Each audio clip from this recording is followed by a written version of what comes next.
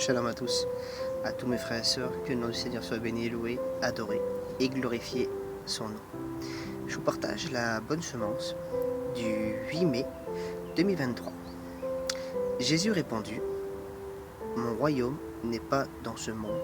Jean 18, 36. Si vous ne vous convertissez pas et ne devenez pas comme les petits enfants, vous n'entrez pas dans le royaume des cieux. Matthieu 18, 3. Construire ensemble un monde meilleur. Une dépliante publicitaire nous invite à améliorer le monde. Le monde fut créé pour donner une chance à chacun dans la perfection. Aussi, nous pensons que les 7 milliards d'humains peuvent ensemble bâtir un monde meilleur. Qui voudrait pas d'un monde meilleur? Pourtant, les dissimulation est de plus en plus grande dans notre société. Si les propagandes techniques ont permis une amélioration des conditions de vie, est-ce que le cœur de l'humain est devenu meilleur dans sa vie sur la terre?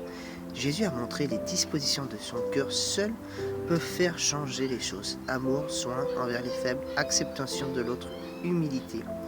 Dans les relations, absence d'égoïsme, d'orgueil, rejeter tout ce qui est mal. Son exemple montra la perfection d'un homme pleinement approuvé de Dieu.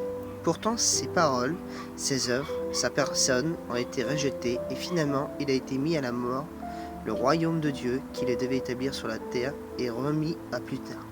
Le monde sans Dieu, qui a crucifié Jésus, le Fils de Dieu, n'a pas changé depuis 2000 ans. Il a rejeté Dieu de plus en plus ouvertement, sans espoir d'amélioration.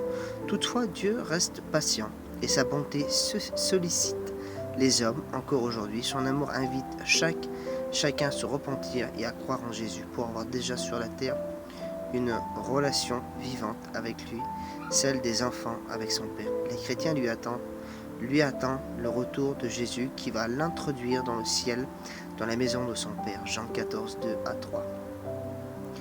Voilà mes frères et sœurs, je vous partage ces petits messages, je te passe le mot. Il est mis dans le cœur de la pensée de l'éternité. Tu te sens vide?